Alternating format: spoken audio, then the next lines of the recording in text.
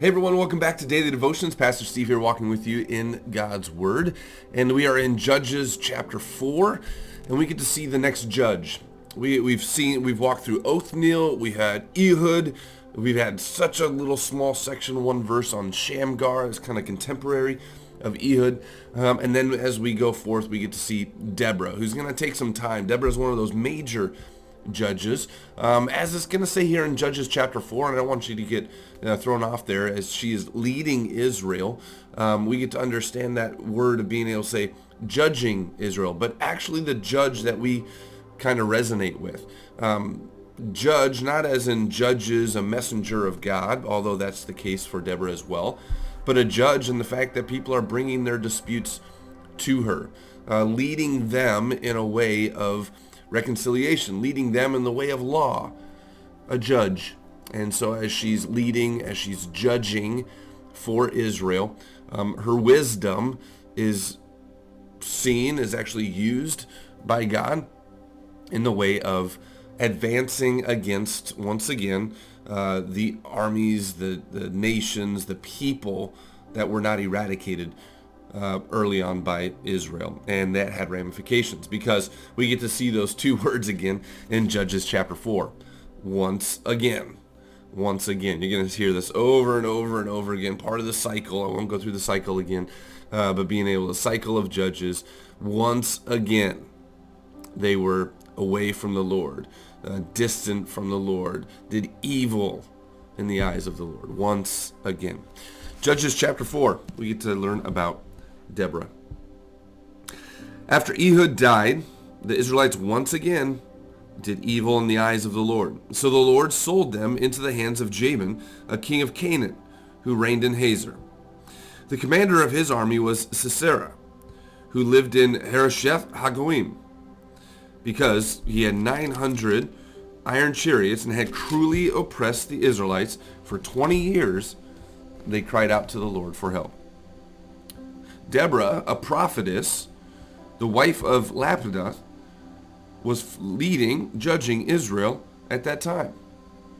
She held court under the palm of Deborah between Ramah and Bethel in the hill country of Ephraim, and the Israelites came to her to have their disputes decided. The palm of Deborah, the city of Deborah, as we get to see many times those cities were named after leaders in that way. So we get to have the meanings of the palm of Deborah and a city between Ramah and Bethel. She sent, as she was deciding disputes, she sent for Barak, son of Abinoam, from Kadesh in Naphtali, and said to him, "The Lord, the God of Israel, commands you, go, take with you 10,000 men of Naphtali and Zebulun, and lead the way to Mount Tabor.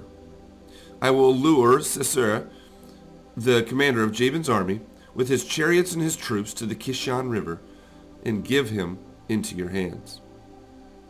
Barak said to her, "If you go with me, I will go. But if you don't go with me, I won't go."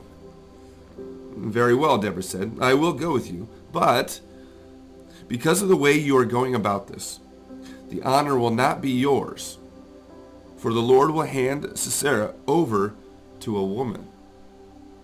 And this was big at that time, big at that culture. It was already big that she was leading, judging within Israel and having that wisdom and actually being a prophetess of the Lord. But as Barak says, I need you to go with me, instead of leading and going on his own, leading this army and hearing that word of the Lord and going and having that confidence, his confidence was rather in Deborah. And so, okay, if that's going to be the case, then it's not going to be your name that's going to be written all over this. It's actually going to be an honor towards a woman that will then give the honor.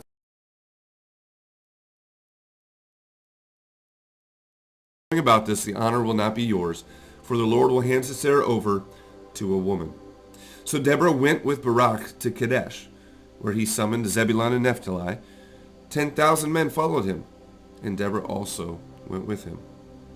Now Heber the Kenite had left the other Kenites, the descendants of Hobab, Moses' brother-in-law, and pitched his tent by the great tree in Zananim, near Kadesh.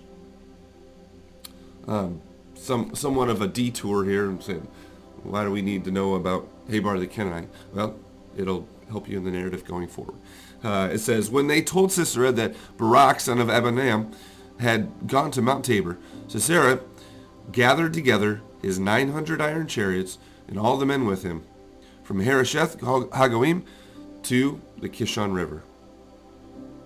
Then Deborah said to Barak, "Go, this is the day the Lord has given Sisera into your hands. Has not the Lord gone ahead of you?" So Barak went down from Mount Tabor, followed by 10,000 men. At Barak's advance, the Lord routed Sisera and all his chariots and army by the sword. And Sisera abandoned his chariot and fled on foot.